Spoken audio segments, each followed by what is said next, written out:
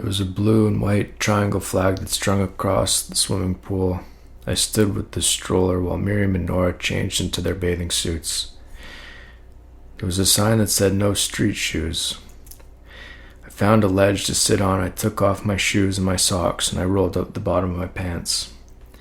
A flap of dead skin hung off the bottom of my foot. I've been picking at it for the past 2 weeks or so while we were watching TV. Miriam came out of the change room wearing the bathing suit we bought her from Costco. I gawked at her body, the ways in which the bathing suit wedged itself as it did. "I should have worn contacts," Miriam said. I nodded. The instructor, in his lifeguard jersey, all but 15 years old, called the class together. He led Miriam and Nora and all the other parents holding their babies into the pool. They waded through the water and gathered around the ledge. I heard Miriam tell Nora that the water was very cold. One of the pool staff came up to me. He said that all the other parents had to wait in the viewing gallery upstairs. I asked him where that was and how to get there. He explained, and I retained little from his instruction. I looked back at Miriam. I rolled my eyes and pointed upward to where I had to go. She laughed. I left the stroller with the others and walked back through the change room. I walked around the community center trying to find my way around. A man chased after a ping pong ball before it bounced down a staircase. A woman sat at a table examining her lottery tickets. I found the viewing area. All the benches were taken by other dads. I sat on the opposite end of the bench that was nearest to Miriam and Nora. The guy beside me watched something on his cell phone. We ignored each other otherwise. The parents held their babies in the water, trying to get them to float. Miriam, for some reason, held Nora upward and tried to get her to laugh. The lifeguard went to each parent with a clipboard, checking the attendance for about 10 minutes. I zoned out listening to an audiobook. There was something about the different kinds of larvae that can be used for bait when ice fishing. I thought of the idea of raising larvae to be bait. I appreciated the purpose that those larvae must feel, but surely they did not realize they had any purpose at all. The instructor got Miriam to put Nora onto her back to try to float again. Nora cried immediately. Miriam lifted her head again and held her to comfort her, and I understood now what she was doing, trying to get her to laugh before. I thought of the therapy appointment I'd had earlier in the day, a pocket of fear that my therapist had led me to. She tried to get me to explain how I felt, but I was unable to. Eventually I said something about a junkyard dog that was chained to a post. I thought I'd done a decent job of articulating myself, but my therapist was more or less unimpressed.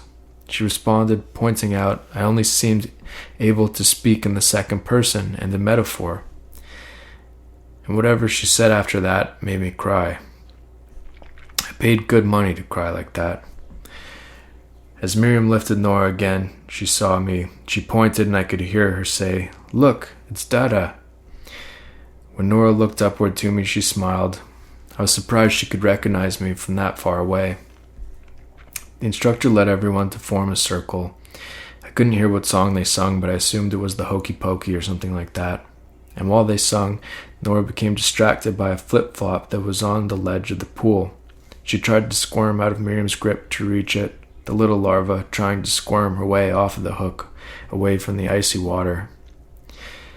As I sat and waited for them to change out of their bathing suits, I continued to think of the fear that my therapist had revealed to me. I thought of my compulsion to write, the power I felt like I could yield from it. I thought of the need to position myself as the bigger animal. I thought of being bee larvae, raised as bait, to be dipped into the frozen water. There's no posturing as the bigger animal when you're raised as bait. When we were watching TV that night, Miriam saw the dead skin that hung off my foot. She said it wasn't good.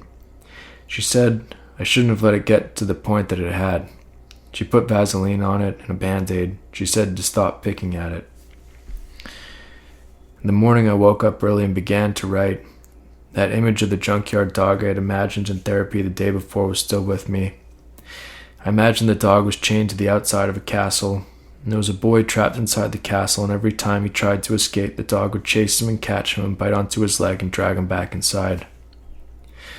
I wrote about how the boy had finally escaped the castle, and he ran far away to the other side of the country, and he tried to build a castle of his own. He found the perfect spot to build it in. He got all the supplies together and made a plan of how it would all go, and then, right before he was going to build it, a little bird came and told him that the junkyard dog was sick. And so the boy went back to the castle where he was from, and he sat with the dog.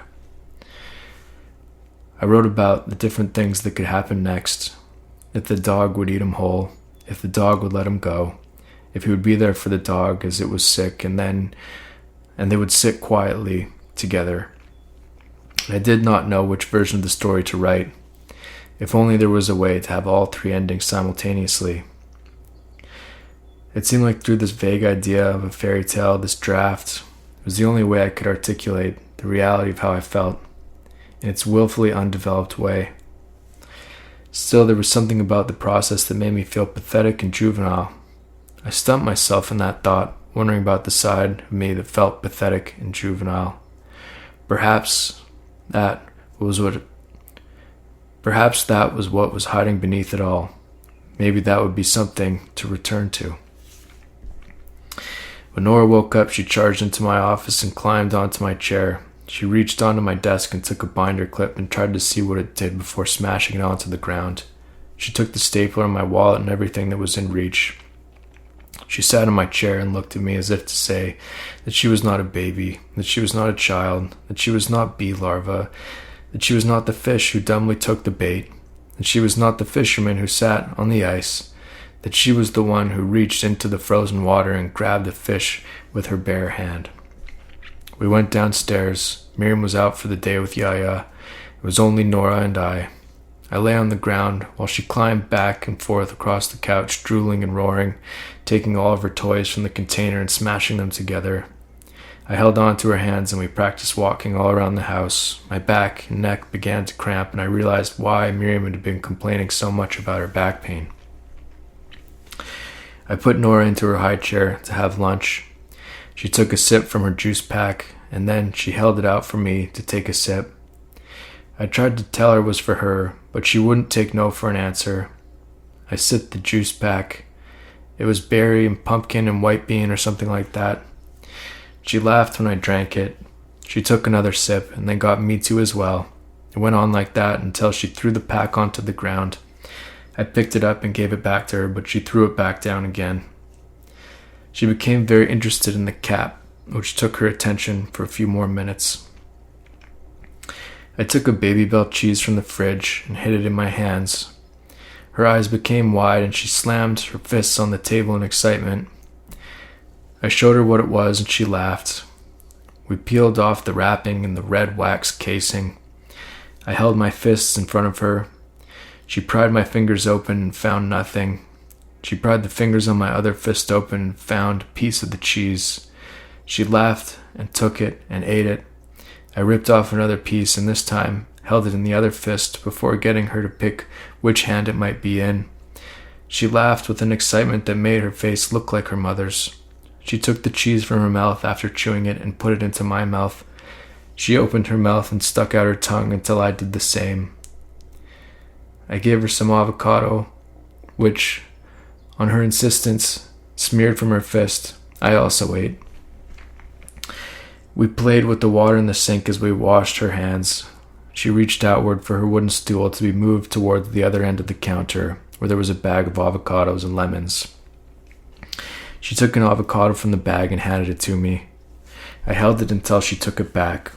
She passed me another one. I put it into the pot that was there. She took it back from the pot and tried to put it back into the bag. She took a lemon and gave it to me. I held the lemon. She passed me a second lemon. I tried to juggle them for her. She wasn't impressed. I put one of the lemons into the pot. She looked at it. I gave her the other lemon.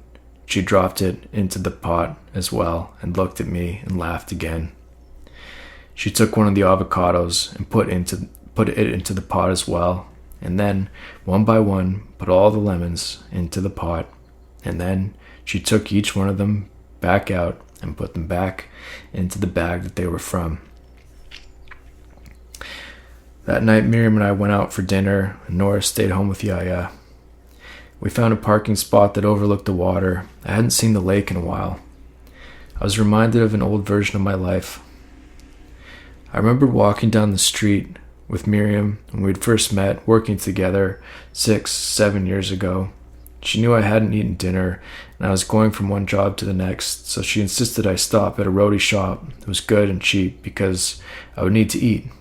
And I was hungry, but if I went to the roadie shop, that would mean she would continue on walking without me, and I wanted to keep walking with her, so I didn't stop.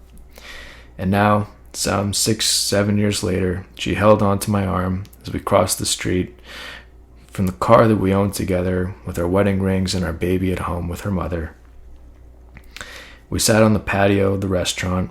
As we waited for our tacos, I looked at her, and I loved her as I always had. I remembered that morning after I came out of the shower, she told me there was a booger coming out of my nose and showed me where it was to wipe it off. And when we walked past a construction site that morning, I'd farted massively when we walked past the sound of a saw that cut through some rock. The dust from the rock they cut formed a haze in the humid summer air, and I imagined my fart lost in the mix of it as well. We sat and ate our tacos. I didn't bring up that I've been thinking about walking with her all those years ago on that same street and how pleased I was that she was my wife. We talked about our daughter, and I told her that when I read her a book that afternoon before her nap, that she copied the actions in a way I didn't realize she knew how to. I taught her that, Miriam said. I know, I said. I am a monkey and I wave my arms. Can you do it? I can do it. I am a crocodile and I wiggle my hips. Can you do it? I can do it. I am a seal and I clap my hands. Can you do it? I can do it. I am a gorilla and I thump my chest. Can you do it? I can do it.